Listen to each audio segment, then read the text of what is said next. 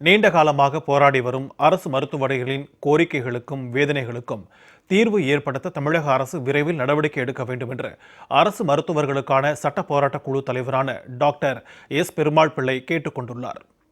இது தொடர்பாக சென்னையில் பேட்டியளித்த அவர், தமிழக அரசு நீண்ட காலமாக போராடி வரும் அரசு மருத்துவர்களின் கோரிக்கைக்கும் வேதனைகளுக்கும் தீர்வு காண முன்வர வேண்டும் என்று வலியுறுத்தினார். அரசு மருத்துவர்களின் ஊதிய கோரிக்கை தொடர்பான வழக்கில் அக்டோபர் 28ஆம் தேதிக்குள் பதிலளிக்குமாறு சென்னை உயர்நீதிமன்றம் தமிழக அரசுக்கு நோட்டீஸ் வழங்கியுள்ளதாகவும் அவர் சுட்டிக்காட்டினார். ஏற்கனவே உள்ள அரசு மருத்துவர்களுக்கான அரசாணை 354 படி 12 ஆண்டுகளில் ஊதிய பட்டை 4 வழங்கிட வேண்டும் என்று தெரிவித்தார். மேலும் கொரோனா பேரிடரில் பணியாற்றி உயிரிழந்த அரசு மருத்துவர் விவேகானந்தன் மனைவிக்கு அரசு வேலை வழங்க வேண்டும் என்றும் வலியுறுத்தினார். உயிர்காக்கும் துறையான சுகாதாரத்துறையில் கவனம் செலுத்துவதோடு குறிப்பாக நீண்டகாலமாக போராடி வரும் அரசு மருத்துவர்களின் கோரிக்கைக்கும் வேதனைகளுக்கும் தீர்வு ஏற்படுத்த வேண்டுகின்றோம்.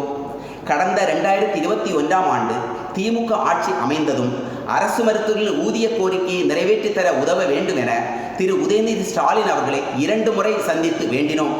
அப்போது இந்த கோரிக்கை குறித்து முதல்வரின் கவனத்துக்கு கொண்டு செல்வதாக உறுதியளித்தார். இருப்பினும் இன்னமும் கோரிக்கை நிறைவேறவில்லை. அரசு மருத்துவர்களின் ஊதிய கோரிக்கை தொடர்பான வழக்கில் அக்டோபர் 28ஆம் தேதிக்குள் பதிலளிக்குமாறு சென்னை உயர்நீதிமன்றம் அரசுக்கு உத்தரவிட்டது. எனவே இந்த நேரத்தில் மாண்புமிகு துணை முதல்வர் அவர்கள் அரசு மருத்துவர்களின் வேதனைகளுக்கு முற்றுப்புள்ளி வைக்கும் வகையில் நடவடிக்கை எடுக்க வேண்டுகின்றோம்.